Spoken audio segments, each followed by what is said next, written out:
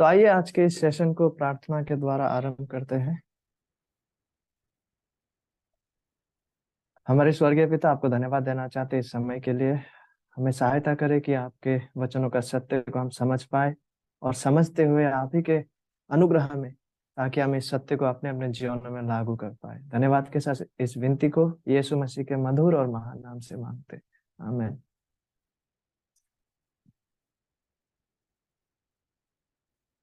तो जिस हिस्से को आज हम देखने वाले हैं, पहला यूहन्ना 3 अध्याय 4 से लेके 10 पद, और विषय जो है वो है परमेश्वर के सच्चे संतानें जो है वो पाप को त्यागते हुए धार्मिकता का अभ्यास करने के द्वारा जाने जाते हैं।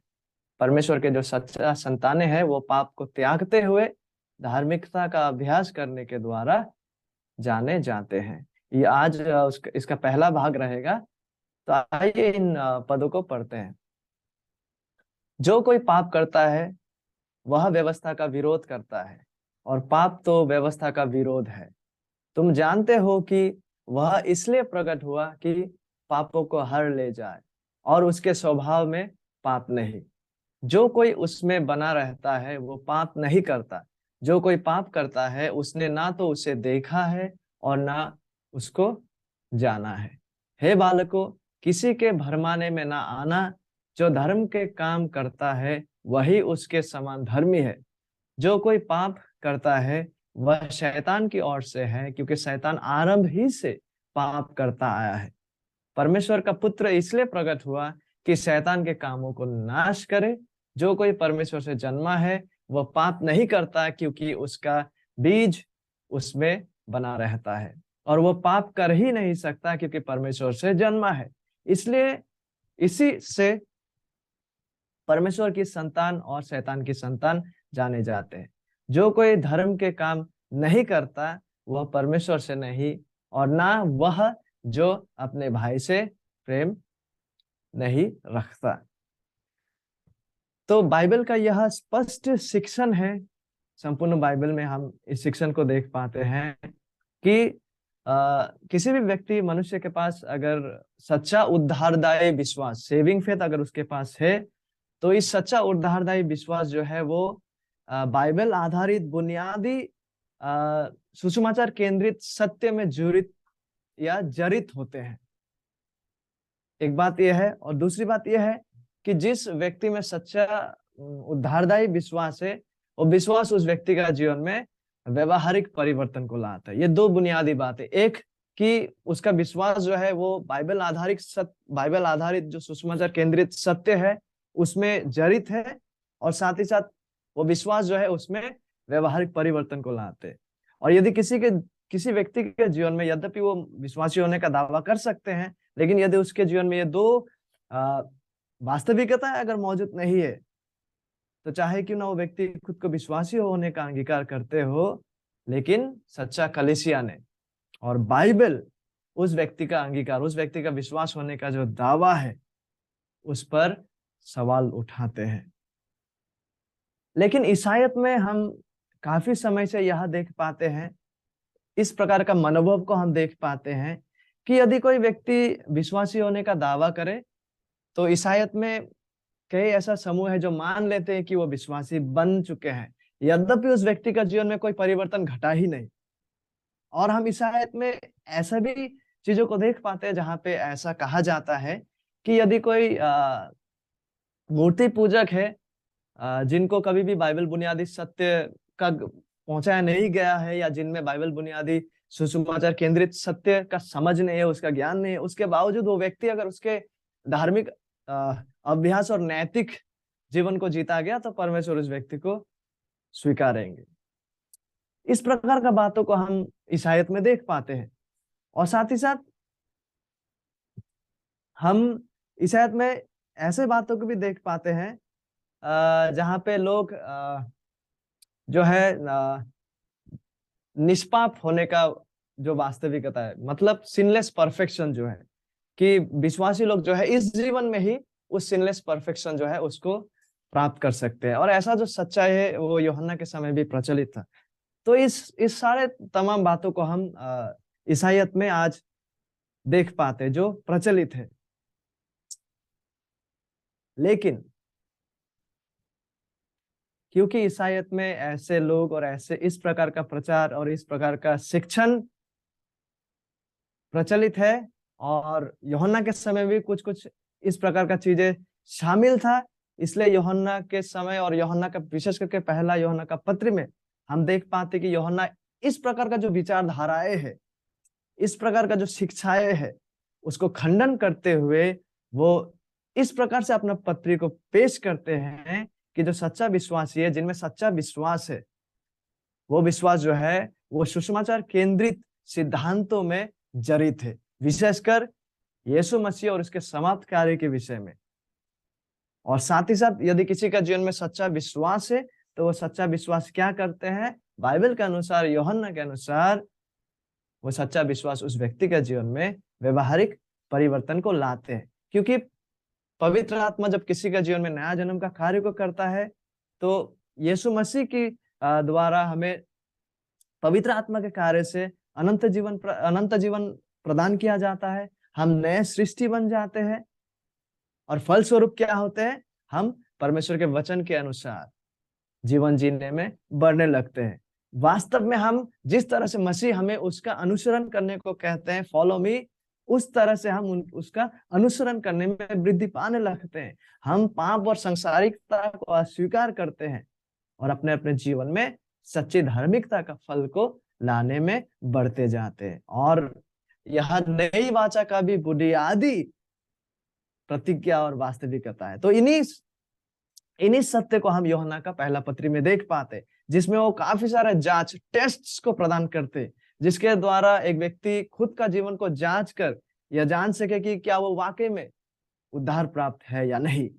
तो जिन पदों को आज हम देखने जा रहे हैं, यहाँ पर भी यूहन्ना जो है इसी प्रकार से विश्वास का सत्यता का जांच को प्रदान करते हैं। और यहाँ पे वो यह दिखा रहे हैं कि जो परमेश्वर का सच्चा संतान जो है ना, वो पाप को त्यागते हैं, वो पाप का अभ्यास नहीं करते, पाप को त्यागते हुए धार्मिकता का अभ्यास करते हैं। और यूहन्ना यहाँ पे 3 कारणों को देते हैं कि क्यों कर परमेश्वर के सच्चा संतान जो है वह पाप को त्यागते हुए धार्मिकता का अभ्यास करते हैं। 3 ऐसे कारणों को यूहन्ना यहाँ देते हैं। सबसे पहले क्यों ऐसा है, क्योंकि पाप जो है वो परमेश्वर और उसके व्यवस्था का विरोध है। और दूसरा कारण, क्योंकि मसीह ने जो किए हैं। और तीसरा, क्योंकि परमेश्वर जो है विश्वासियों में जो किए हैं और जो करते हैं। तो इन्हीं विषयों में हम मनन करेंगे। तो आज बहुत संभवत हम केवल दूसरे कारण के बीच हिस्से तक ही जा पाएंगे, और प्रभु का अगर इच्छा हुआ तो बाकी का जो हिस्से है उसे नेक्स्ट टाइम जब हम पहला यूहन्ना की अध्ययन करेंगे तो उसे देखेंगे। तो आइए आरंभ करते हैं कि क्यों कर सच्चा विश्वासी जो है बाइबल के अनुसार अपने जीवन में पाप को नाश करते हैं, पाप का परित्याग करते हैं और धार्मिकता का अभ्यास करते जाते हैं। क्योंकि पाप जो है वो परमेश्वर और उसके व्यवस्था का विरोध है। आइए तो इस पद को पढ़ते हैं, पहला यूहन्ना के पत्री 3 अध्याय 4 पद।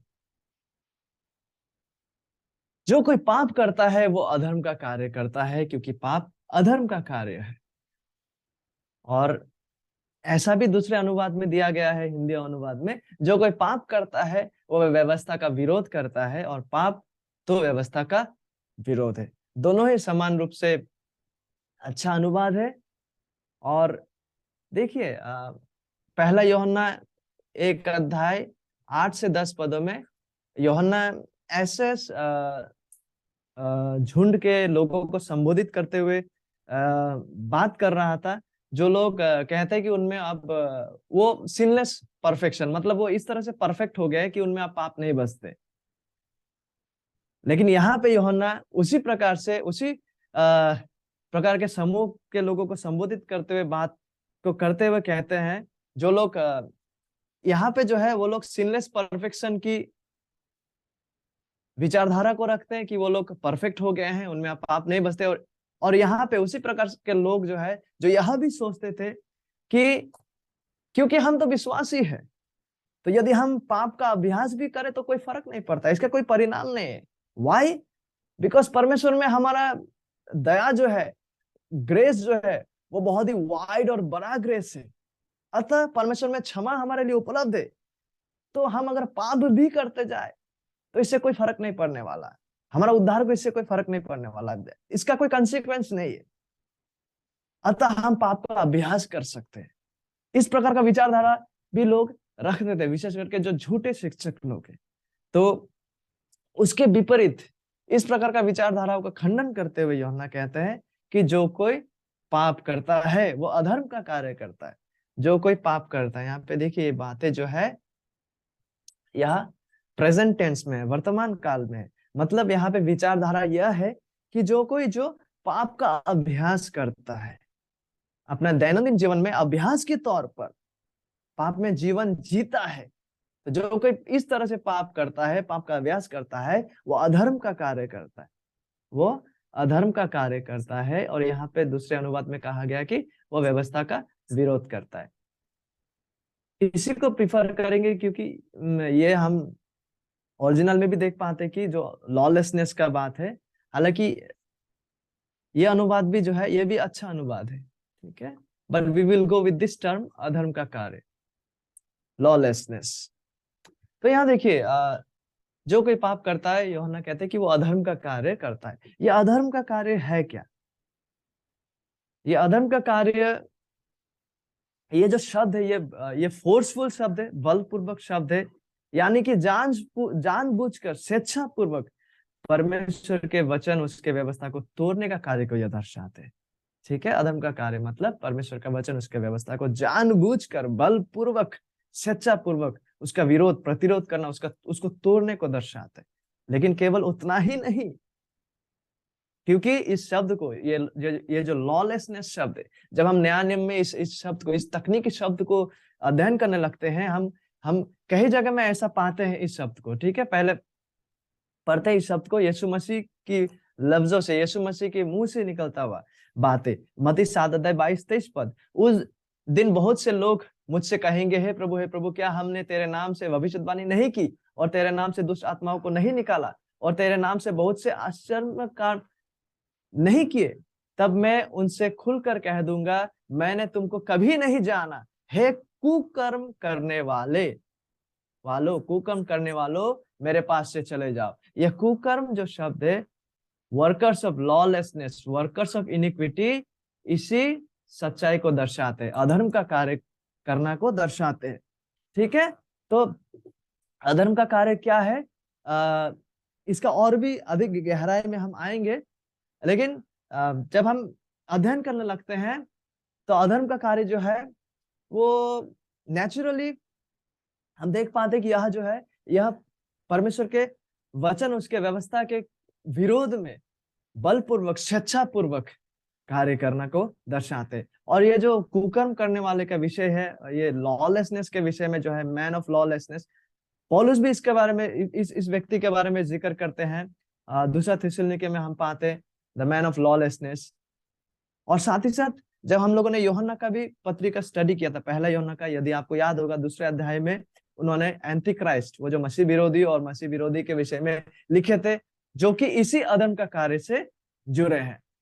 तो जब हम इस शब्दों को जब इसके अपने अपने संदर्भ में अध्ययन करते हैं और जब इन्हें एक साथ लेके आते हैं, तो यस, अधर्म का कार्य परमेश्वर के वचन, उसके व्यवस्था का बलपूर्वक विरोध करने को दर्शाता है, स्वेच्छापूर्वक इस कार्य को करने को दर्शाता है। लेकिन साथ ही साथ अधर्म का कार्य जो है वो परमेश्वर और उसके वचन, उसके इच्छा, उसके व्यवस्था को, सुनिए ध्यान से, शैतान एवं पतित शारीरिक अभिलाष के द्वारा प्रेरित होकर त्यागना या उसका अस्वीकार करना को दर्शाता है। ठीक है, परमेश्वर की इच्छा, उसके वचन, उसके प्रकाशित इच्छा जो उसके वचनों में है, उसके व्यवस्था को शैतान एवं पतित अभिलाषा के द्वारा प्रेरित होकर त्यागना को दर्शाते। और ये अधर्म का काम केवल जो है व्यवस्था के खिलाफ, परमेश्वर के व्यवस्था के खिलाफ उसका वचनों का उल्लंघन का कुछ श्रृंखला को नहीं दर्शाते, वरन ये इतना गंभीर है कि यह किसी के हृदय का रवैया को दर्शाते हैं। जो हृदय परमेश्वर के व्यवस्था, उसके वचन से नफरत करता है। So this is not just some external activity, लेकिन यह एक व्यक्ति का हृदय से होकर उत्पन्न होता है, उसका हृदय का रवैया को दर्शाता है, जो पतित अभिलाष और शैतान के द्वारा प्रेरित होकर परमेश्वर, उसके व्यवस्था और स्वयं परमेश्वर का विरोध करता है।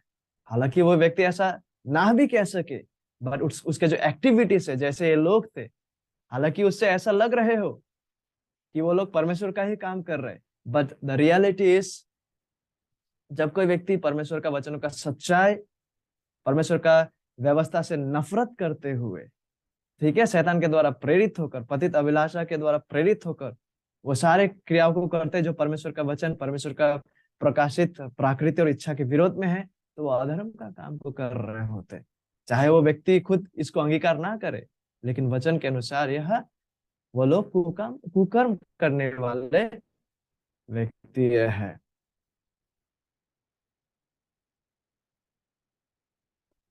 और यूहन्ना आगे कहते हैं, क्योंकि पाप जो है वो अधर्म का कार्य है।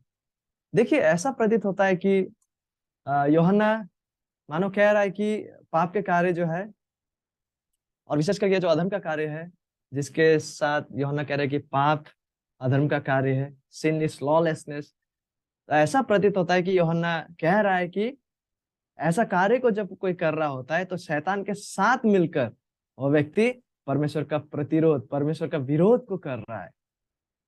देखिए, इसका तात्पर्य केवल परमेश्वर का नियमों को तोड़ना नहीं है, लेकिन खुले तौर पर स्वयं परमेश्वर का विरोध करना को दर्शाता है। इसलिए हर कोई जो आदत के तौर पर, अभ्यास के तौर पर, ठीक है, पाप करता जाता है, बाइबल के अनुसार वह अधर्म की स्थिति में जी रहा है।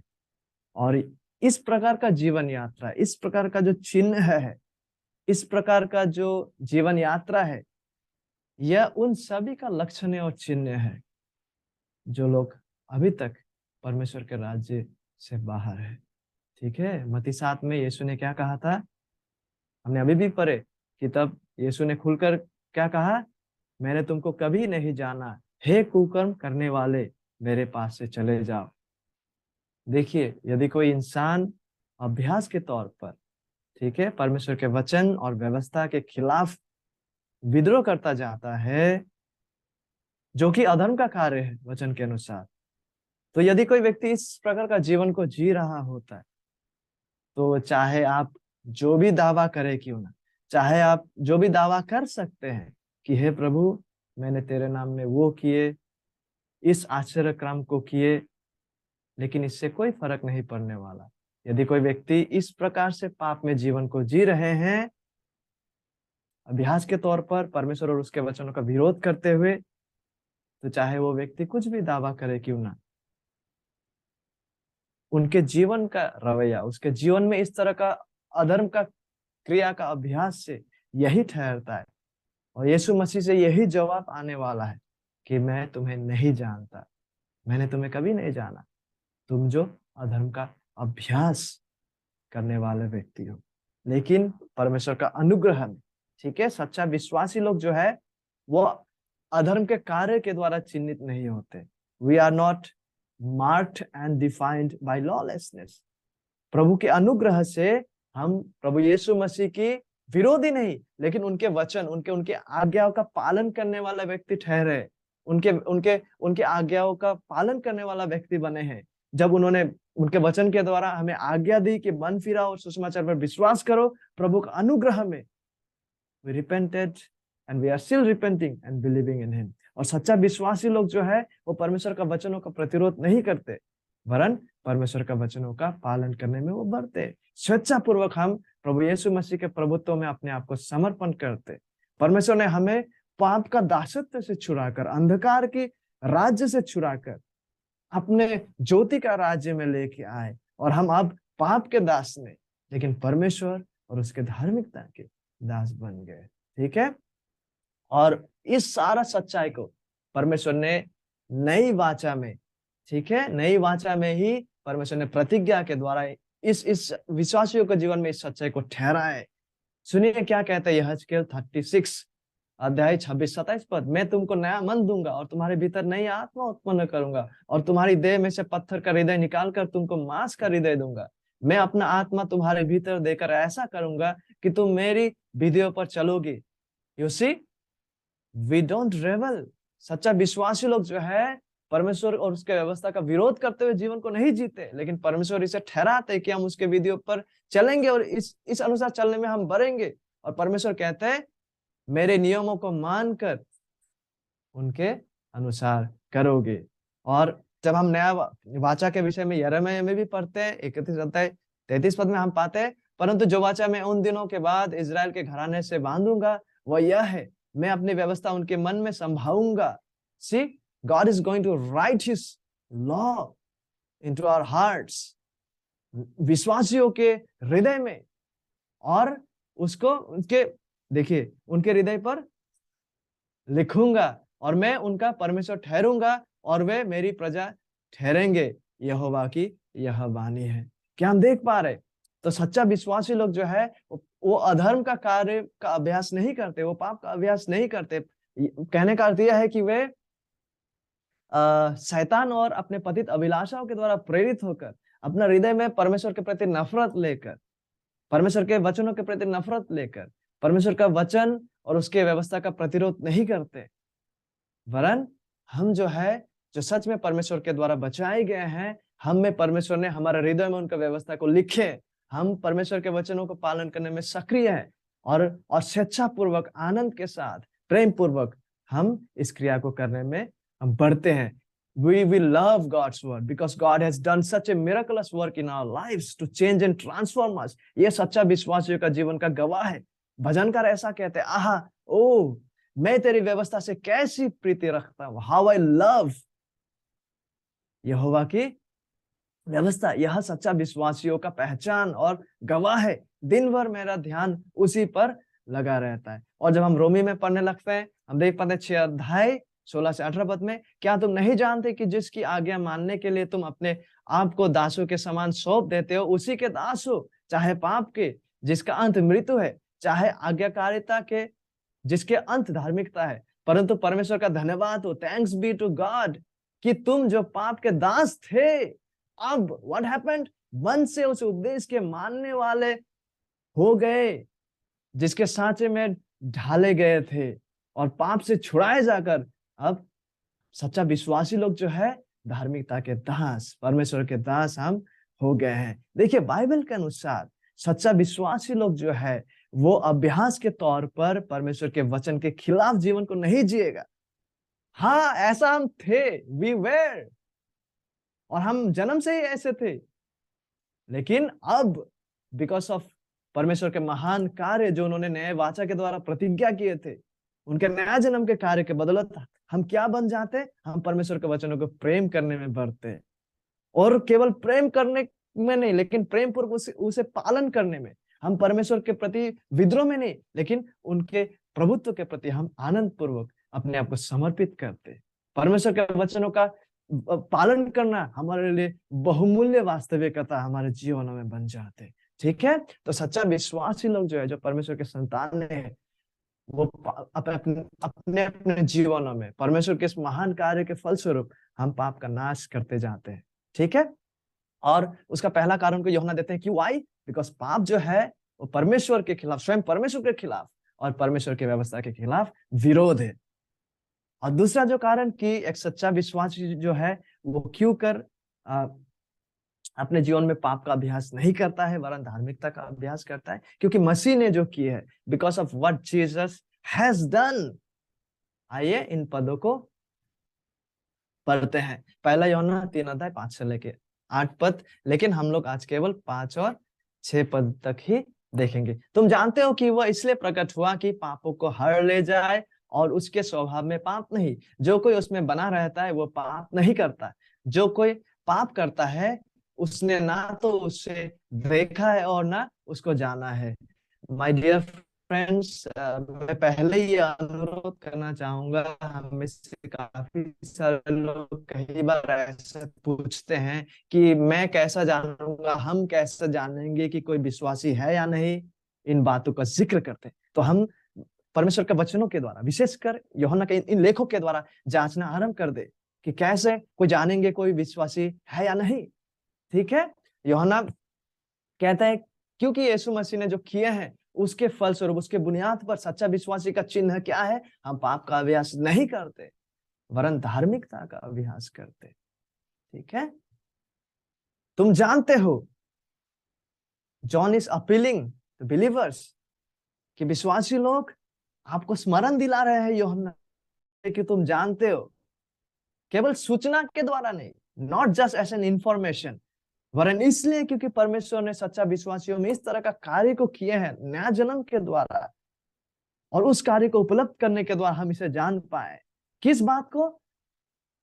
यूहन्ना यहाँ पे पाप का प्रकृति के बारे में तो नहीं कहने जा रहे इस पद पे, लेकिन वो कह रहे हैं कि तुम जानते हो कि यीशु मसीह ने जो किए हैं, यीशु मसीह का व्यक्ति, यीशु मसीह का समाप्त कार्य के बारे में वो वहां जिक्र करने जा रहा है, जो कि विश्वासी लोग जानते हैं, उन्होंने सुने हैं कि वह इसलिए प्रकट हुआ। तुम जानते हो, बिलीवर्स दे नो, कि वह यानी कि यीशु मसीह इसलिए प्रकट हुआ। ये जो प्रकट हुआ शब्द है, ये यीशु मसीह का द्वितीय आगमन के साथ भी जुड़ा हुआ है, लेकिन यहाँ पे इस संदर्भ में यह शब्द उसका ये जो प्रकट होने का शब्द है यीशु मसीह का, ये उसका इनकारनेशन, जब वो देहधारी होकर इस पृथ्वी में आया, उस वास्तविकता की ओर यूहन्ना जो है उस वास्तविकता की ओर केंद्र लगाते हुए कहते हैं कि देखिए, यीशु मसीह जब प्रकट हुआ, वो जब देहधारी होकर इस पृथ्वी में आया आज से लगभग 2000 साल पहले, क्यों आया? Why? What is one of the foundational reasons? Yuhanna कहता है कि वह इसलिए प्रकट हुआ, and believers you know it, you have been taught, कि वो इसलिए प्रकट हुआ कि पापों को हर ले जाए। और यहाँ पे जो हर ले जाने का जो बात है, ले जाने का जो बात है, ये उठाकर हटा देना को दर्शाता है, to remove by lifting it away. देखिए, यीशु पापों को दूर करने के लिए आया था, और ये सत्य जो है ये केवल भविष्य की आशा से संबंध नहीं रखता माय डियर फ्रेंड्स, बल्कि वर्तमान के इस जीवन की भी वास्तविकता है। देखिए, यूहन्ना ऐसा नहीं कहता है, यूहन्ना ऐसा नहीं कहता है कि यीशु मसीह इसलिए प्रकट हुआ कि पापों का हार ले। मतलब तात्पर्य, यीशु मसीह का आने का तात्पर्य यही है कि विश्वासियों को जो है, विश्वासी लोग जो है वो विश्वासी लोग मारा जाने का बाद ही जाकर उसको पाप का छुटकारा मिलने वाला है। John doesn't say that. यूहन्ना यहाँ पे ऐसा नहीं कह रहा है कि यीशु मसीह का प्रकट होने का तात्पर्य यह है कि विश्वासी लोग, डियर फ्रेंड्स, आपको पाप का छुटकारा आपका मारा जाने का बाद मिलने वाला है, और इस जीवन में आप यीशु में आने से पहले जैसे पाप करते थे वैसे ही समान रूप से पाप करते जाएंगे। He doesn't say that. यूहन्ना ये नहीं कहता है, ठीक है, कि विश्वासी लोग, आपका छुटकारा जो है वो आपका मारा जाने का बाद होने वाला है भविष्य में, लेकिन आज जैसे आप यीशु में आने से पहले जैसे आप पाप करते थे जिस गति में, सेम वैसा गति में ही आज पाप करते जाएंगे इस जीवन में। नो, यूहन्ना वैसा नहीं कहता है, क्योंकि जब परमेश्वर किसी व्यक्ति को बचाते हैं, परमेश्वर इस तरीके से उस विश्वासी का जीवन में कार्य करते हैं। जैसे कि हमने नई वाचा का पैसेज को जब पढ़ रहे थे, हमने देखा किस तरह से परमेश्वर हमारे अंदर में इस कार्य को करते, पवित्रीकरण का, हमें पाप से अलग करने का। और सच्चा विश्वासी जो है, ये बातें केवल उनके लिए थियोलॉजिकल, मतलब उसके हेड नॉलेज में नहीं है, वरन वास्तविक रीति से उन्होंने इसे अनुभव किए हैं। और सच्चा विश्वासी जो है वो सच्चा शुद्धिकरण और पवित्रीकरण को अपने जीवन में अनुभव किए हैं परमेश्वर का कार्य से। और हम निरंतरता से जो है यीशु मसीह के प्रतिरूप में बढ़ता हुआ क्रम में इस जीवन में धीरे से ही हो सही, लेकिन बढ़ने लगते हैं। इन्हीं बात, बाइबल इसी को लगातार पुराना नियम और नया नियम में इसी बातों को रखते हैं जब उद्धार के संबंध की बात होती है। यहेजकेल 36 अध्याय 25 पद, यहेजकेल 36 से मैं फिर एक बार पढ़ना चाहूंगा। मैं तुम पर शुद्ध जल छिड़कूंगा और तुम शुद्ध हो जाओगे, और मैं तुमको तुम्हारी सारी अशुद्धता और मूर्तों से शुद्ध करूंगा। यहोवा इन बातों को नई वाचा में जिन लोगों को शामिल करने वाला है, उनके संबंध में इन बातों को कह रहा है। ये उनके जीवनों की वास्तविकता है, केवल मारा जाने के बाद नहीं, हम मारा जाने के बाद नहीं, लेकिन जब हम इस पृथ्वी में रहेंगे, जब हम इस पृथ्वी में जितने दिन हम हैं विश्वासी के रूप में। और देखिए तीतुस हमसे कहता है 3 अध्याय 5 पद में, तीतुस में लिखा है, तो उसने हमारा उद्धार किया। ठीक है, as Paul writes to Titus, तो उसने हमारा उद्धार किया, और हम धर्म के कामों के कारण नहीं जो हमने आप किए, पर अपनी दया के अनुसार नए जन्म के स्नान और पवित्र आत्मा के हमें नया बनाने के द्वारा हुआ। ये जो है, ये वास्तविक सच्चाई है विश्वासियों के जीवन में। पहला पत्रस 2 अध्याय 24 पद में हम देख पाते हैं, वो आप ही हमारे पापों को अपनी देह पर लिए हुए क्रूस पर चढ़ गया, जिससे हम पापों के लिए मरकर, माय डियर फ्रेंड्स, पापों का अभ्यास करके नहीं, लेकिन पापों के लिए मरकर धार्मिकता के लिए जीवन बिताए। है। और जब हम आगे पढ़ने लगते हैं, पहला यूहन्ना के अध्याय 3 में 6 पद में ऐसा कहा हुआ है, जो कोई उसमें बना रहता है वो पाप नहीं करता। जो कोई उसमें बना रहता है वह पाप नहीं करता। See, this is very important. देखिए, यदि मसीह का पहला आगमन जो है, उसका पहला आगमन का उद्देश्य अगर पाप को मिटाना था, तो इससे यह ठहरता है। और यीशु मसीह जो स्वयं निष्पाप है, 5 अध्याय का आखिरी हिस्सा में हम इस बात को पाते हैं। ठीक है, यीशु मसीह निष्पाप है। शायद मैं उस हिस्सा को मैंने कहीं रखे थे होंगे, शायद आगे पीछे हो गया होगा स्लाइड। ठीक है,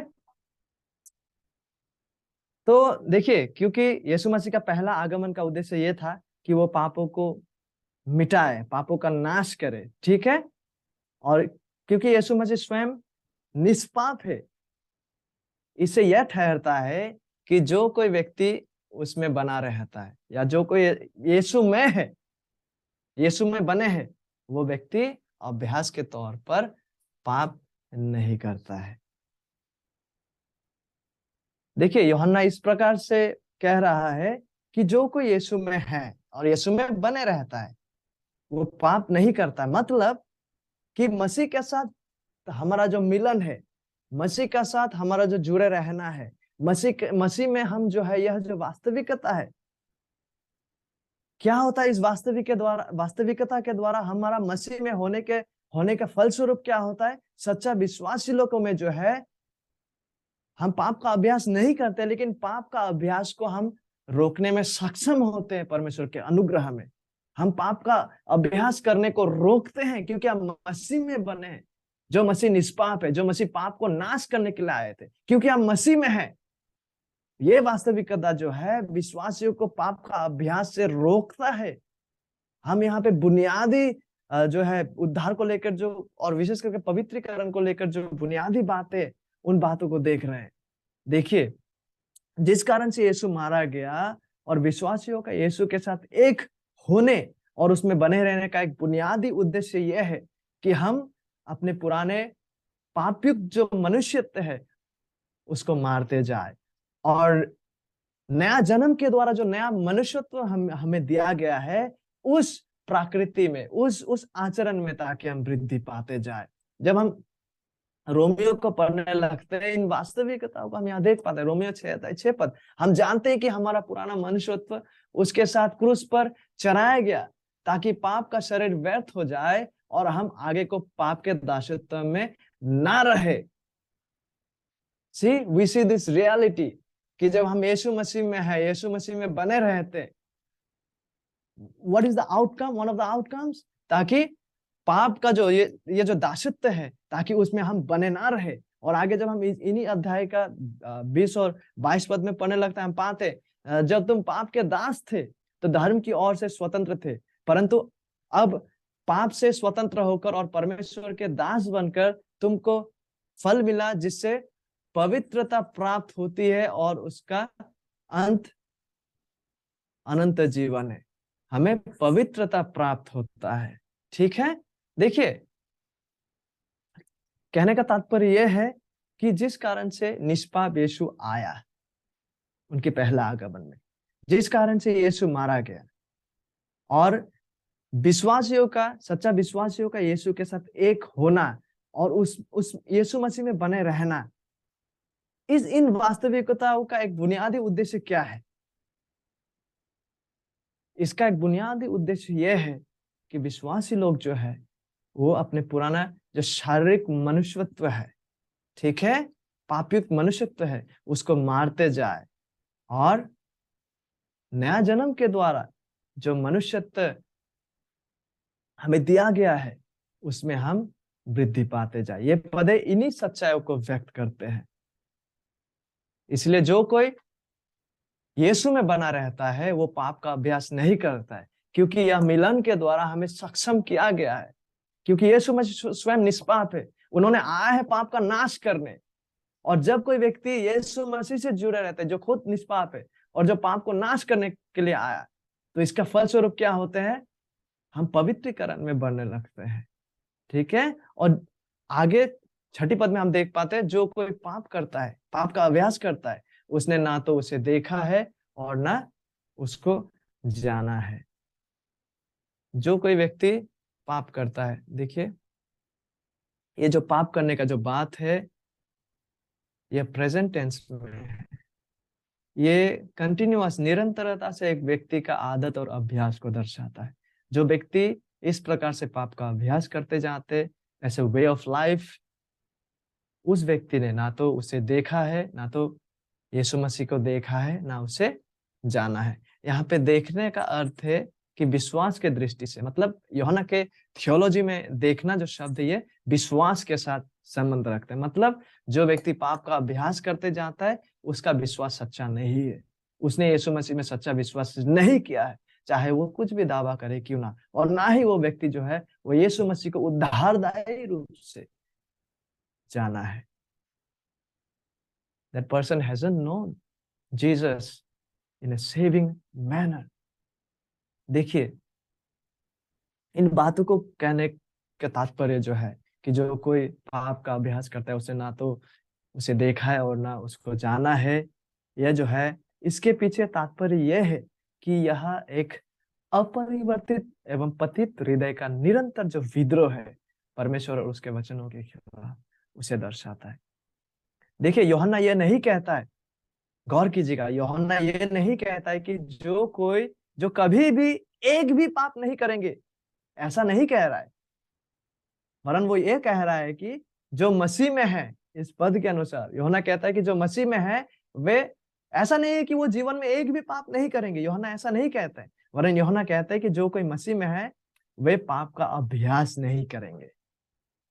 क्योंकि कोई भी व्यक्ति जो इस तरह से पाप का अभ्यास करता है उसने यीशु मसीह में सच्चा विश्वास अभी तक नहीं किया है, ना ही उद्धारदायी रूप से वो व्यक्ति यीशु मसीह को जानते हैं। देखिए, यदि कोई व्यक्ति पाप में जीवन व्यतीत करते हैं, पाप में जीवन जीते हैं, पाप का अभ्यास को करते जाते हैं, तो इससे कोई फर्क नहीं पड़ता है कि वह व्यक्ति कौन है और वो व्यक्ति क्या होने का दावा कर रहे हैं और करते हैं। वचन स्पष्ट है, वचन के अनुसार वो व्यक्ति अभी भी विश्वासी नहीं है, वो अपरिवर्तित स्थिति में है, वो अपरिवर्तित स्थिति में है। तो एक सवाल हमारे मन में आ सकता है, तो क्या एक सच्चा विश्वासी इस जीवन में उद्धार के बाद, उद्धार पाने के बाद जितना दिन हम इस पृथ्वी में जीवित रहेंगे, क्या हम पाप कर सकते हैं? क्या एक सच्चा विश्वासी पाप में गिर सकते हैं और गिरते हैं? निश्चित रूप से हाँ, एक सच्चा विश्वासी, पहला यूहन्ना 1:8 से 10 में हम पाते हैं कि जो कोई ये इनकार करता है कि उसमें पाप नहीं है वो झूठा है। तो एक सच्चा विश्वासी जो है यस, वो पाप में गिर सकते हैं, पाप में हम गिरते हैं, बहुत बड़ा पाप में भी वो गिर सकते हैं। लेकिन एक सच्चा विश्वासी जब पाप में गिरते हैं, भिन्नता ये है कि वो शोकित होता है, क्योंकि परमेश्वर के आत्मा उसमें बने हैं। वो शोकित होता है, वो अपने पाप के प्रति शोक को अनुभव करता है, और परमेश्वर का अनुग्रह में वो व्यक्ति जो है पाप से मन फेरता है, शोक मनाते हुए ईश्वरीय शोक के द्वारा वो शोकित होकर परमेश्वर के पास आते हैं मन फेरते हुए, और परमेश्वर से क्षमा मांगते हैं। देखिए देखिए, जैसे कि रोमियो 7 में हम पाते हैं कि हम अपने पुराने मनुष्यत्व, नया जन्म पाने के बाद भी जो हमारे पास निवास करने वाला पाप और वो जो ओल्ड पुराने मनुष्यत्व है, हमारे ये जो नया मनुष्यत्व, और उसमें जो है संघर्ष बना रहता है एक सच्चा विश्वासी में। और यस, कि सच्चा विश्वासी पाप में गिर सकते हैं और गिरते हैं, लेकिन हमें यह भी जानना है कि एक सच्चा विश्वासी जो है वो पवित्र आत्मा के सामर्थ से, ठीक है, अपने अपने जीवनों में पाप का नाश भी करते हैं। दे मोर्टिफाई सिन इन देयर लाइव्स। जॉन का तात्पर्य, यूहन्ना का तात्पर्य यही है, वो पाप का अभ्यास नहीं करते प्रभु का अनुग्रह में, क्योंकि हम मसीह में बने हैं। ये सच्चाई जो है, पाप का अभ्यास जो हम में घटते थे एक जमाने में जब हम अपरिवर्तित दशा में थे, उसको रोकता है। सच्चा विश्वासी को नया सृष्टि बनाया गया है, जिसके परिणाम स्वरूप हम परमेश्वर और उसके व्यवस्था से प्रेम रखते हैं, और पवित्र आत्मा हम में बसते हैं और हमें पाप से दूर एवं धार्मिकता की ओर आगे बढ़ाते जाते हैं। पौलुस विश्वासी को जीवन को लेकर गलातिया 5:24 में ऐसा कहता है, और जो मसीह यीशु के हैं उन्होंने शरीर को उसकी लालसाओं और अभिलाषाओं समेत क्रूस पर चढ़ा दिया है। यह विश्वासियों का जीवन का सच्चाई है,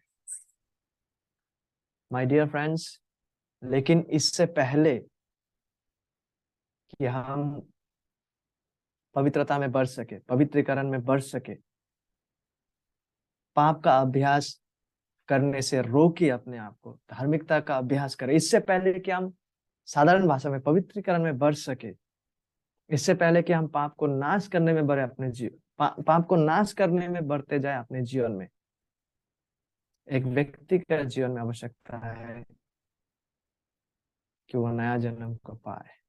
ठीक है, उस व्यक्ति को सबसे पहले यीशु मसीह में सच्चा विश्वास के द्वारा मसीह के साथ एक होना है, और तभी जाकर जो मसीह के है और मसीह में है, वे जो है शरीर और उसकी लालसाओं को अभिलाषा समेत, ठीक है, क्रूस पर चढ़ा दिया है। It becomes a reality.